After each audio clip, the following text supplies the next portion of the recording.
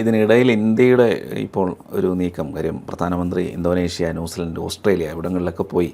അപ്പോൾ പല കരാറുകളും, ഡിഫൻസ് കരാറുകളൊക്കെ ഒപ്പിട്ടിട്ടുണ്ട്. അപ്പോൾ ഇന്ത്യ അങ്ങനെ ഒരു നീക്കം അതിൻ്റെ കൂടെ തന്നെ നടത്തി പോവുകയാണ്. അല്ല, ഇന്ത്യ നേരത്തെ നടത്തിക്കൊണ്ടിരിക്കുന്ന നീക്കങ്ങളുടെ തുടർച്ചയാണ് ഇപ്പോൾ ചെയ്യുന്നത്. അത് irrespective of what is happening with Iran, നമ്മൾ നമ്മുടെ നീക്കമായിട്ട് പൊയ്ക്കൊണ്ടിരിക്കും. കാരണം ഇവർ ഹോർമുസ് കടലെടുക്ക് ഞെക്കിപ്പിടിച്ചപ്പോഴും ഇന്ത്യയിൽ ഗ്യാസിനോ പെട്രോളിനോ ക്ഷാമം ഉണ്ടായില്ല.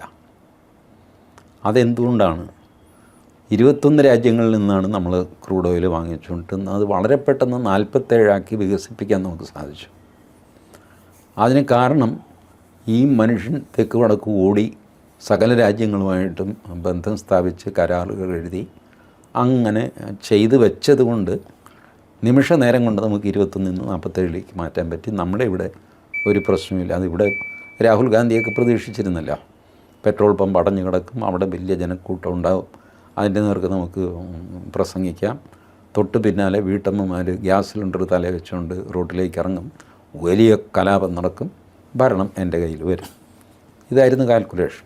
ഇതൊന്നും നടന്നില്ല. മലയാള മാധ്യമങ്ങൾ ഒരുപാട് ശ്രമിച്ചു നോക്കി ആളുകളെ ഇളക്കി വിടാൻ, ഒന്നും നടന്നില്ല. ഇപ്പോൾ ഒരുപാട് പെട്രോൾ പമ്പിൽ പോയിട്ട് പെട്രോൾ അടിക്കുന്നവരോടൊക്കെ ചോദിച്ചു, വിലക്കയറ്റം ശ്വാസം മുട്ടിക്കുന്നില്ലേ? ശ്വാസമൊന്നും മുട്ടുന്നില്ല, ബുദ്ധിമുട്ടാണ് എന്ന് അവർ പറഞ്ഞു. അപ്പോൾ ആങ്കർക്കൊരു പോരായ്മ, ശ്വാസം മുട്ടുന്നു എന്ന് പറയണ്ടേ അയാൾ പറയുന്നില്ല. അയാൾ പറഞ്ഞല്ല, ചിലരൊക്കെ ജനറലൈസ് ചെയ്ത് പറഞ്ഞു, എല്ലാത്തിൻ്റെയും വില കൂടുന്നു, ഡീസലിൻ്റെയും വില കൂടുന്നു, എന്താ ചെയ്യുക? അല്ല, ഈ വില കൂടുന്നതിൽ വിഷമമില്ല. അല്ല, അത് ഇപ്പോൾ കൂടാതിരിക്കും. ഇപ്പോൾ പപ്പടത്തിൻ്റെ വില കൂടിയാലും വിഷമം ഉണ്ടാവും.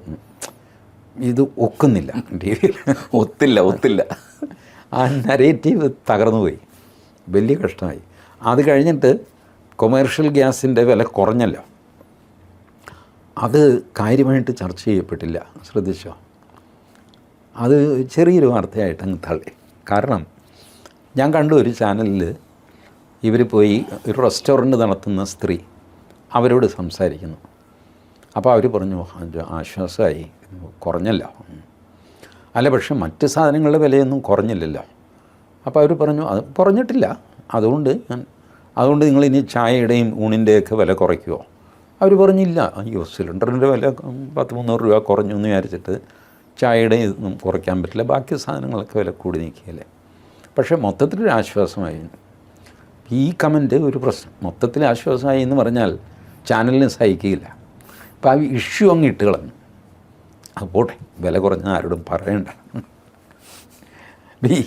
ഈ അവസ്ഥയ്ക്ക് വലിയ പ്രയാസം നമുക്കുണ്ട്. ഇവിടെയുള്ള നമ്മുടെ ജിഹാദി ലെഫ്റ്റ് ഇക്കോസിസ്റ്റത്തിൻ്റെ പ്രയാസം ഡീപ്പ് പ്രയാസമാണ്.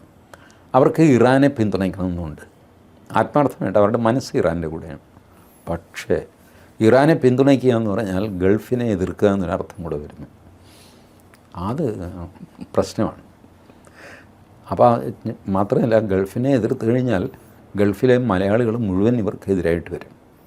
ഗൾഫ് മലയാളികൾ ഇവർക്ക് കൊടുക്കുന്ന അവാർഡ്, അത് അബുദാബി ശക്തി അവാർഡ്, അബുദാബി ചെന്നാൽ കവളമടെല്ലാം അടിക്കൂടാ, നിന്നിപ്പോൾ വെച്ചിട്ടുണ്ടോ, നീ ഇങ്ങോട്ട് വാങ്ങും. ഇത് പേടിച്ചിട്ട് അതും പറയാൻ പറ്റുന്നില്ല. അങ്ങനെ ഇറാനെയും പിന്തുണയ്ക്കാൻ പറ്റുന്നില്ല, ഗൾഫ് കൺട്രീസിനെയും പിന്തുണയ്ക്കാൻ പറ്റുന്നില്ല. ആകെ പിന്നെ ചെയ്യാവുന്നത് ആകാശത്തേക്ക് നോക്കിയിട്ട് അമേരിക്കയെ ചീത്ത വിളിക്കുക. അത് പണ്ട് മുതലേ അവർ ചെയ്യുന്നതാണ്, അതിപ്പോഴും ഇടയ്ക്കിടയ്ക്ക് ചെയ്യുന്നുണ്ട്.